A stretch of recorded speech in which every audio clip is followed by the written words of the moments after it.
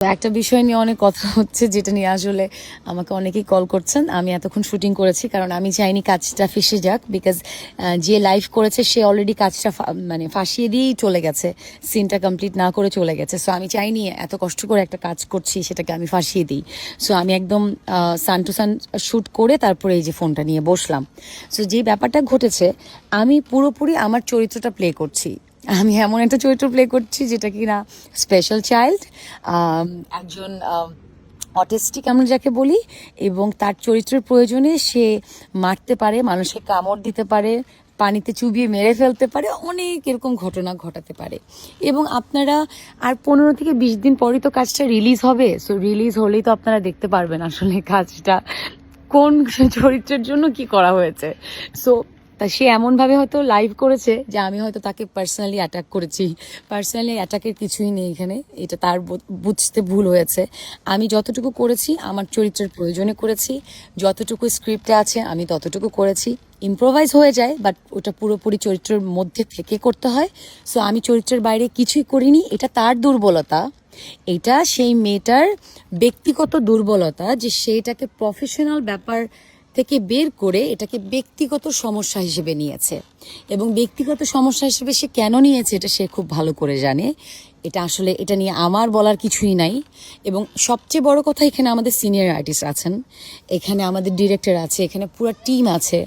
তারা দেখেছে, তারা জানে যে আসলে কতটা প্রফেশনালি প্রতিটা মানুষ এখানে কাজ করছে।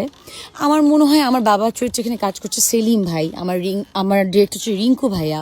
সো আমার মনে হয় আপনারা তাদের সাথে যোগাযোগ করলেও অনেক কিছু জানতে পারবেন। বাট এরকম সিলি একটা বিষয় নিয়ে আসলে আমার মনে হয় না আসলে কেউ কথা মানে বলা উচিত। বাট আমি বলছি, যেহেতু আমার একটা দায়িত্ববোধ আছে, আপনারা সবাই আমাকে কল করছেন জার্নালিস্ট ভাইরা, দ্যাটস ওয়াই। অ্যান্ড আরেকটা জিনিস বলতে চাই, আমার চরিত্রের প্রয়োজনে আমি যেটা করা দরকার আমি সবসময় সেটাই চেষ্টা করি, আমি সেটাই করেছি। এখন এটা হয়তো আপনাদের কিছু মানুষের ভালো লাগতে পারে, কিছু মানুষের ভালো নাও লাগতে পারে, বাট আমার যেটা অ্যাজ অ্যান আর্টিস্ট মনে হয়েছে আমি সেটা করেছি। আরেকটা বিষয় আমি খুব মানে বলতেই চাই, যেটা একটু আমার কাছে সেন্সিটিভ লাগলো। আমি যে ক্যারেক্টারটা প্লে করছি এখানে পরিষ্কার থাকার কোনো স্কোপ নেই। আমি সারাটা দিন যেভাবে আসলে গোবরের পাশে বসে আছি, নদীর মধ্যে বসে আছি, মাটির মধ্যে, বালুর মধ্যে শিকল দিয়ে আমাকে বেঁধে রেখেছে, সেখানে একজন ফিমেল আর্টিস্ট হয়ে আরেকজন ফিমেল আর্টিস্টকে এটা বলা 1 ঘন্টা ওয়াশরুমে, এই জিনিসটা আমি যদি 3 ঘন্টাও থাকি, আসলে একটা ফিমেল আর্টিস্ট হয়ে আরেকটা ফিমেল আর্টিস্টকে বলা এটা খুব দুঃখজনক আমার কাছে মনে হয়। আমি বলবো মানে এটা আসলে অনেক দুঃখজনক যে একজন ফিমেল আর্টিস্টকে নিয়ে কথাটা বলেছে।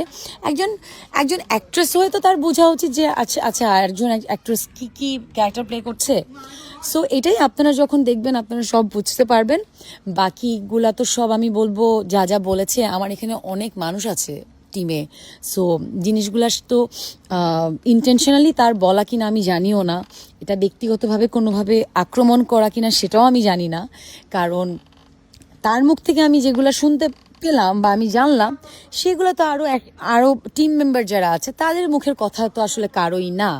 সো ওই জায়গা থেকে বলবো এটা পুরোপুরি ব্যক্তিগত একটা আক্রমণ, আর কিছুই না। সো কাজটার জন্য আমরা অনেক কষ্ট করেছি। কাজটা যখন মানুষ দেখবে, মানুষের কাছে আরও ক্লিয়ার হবে।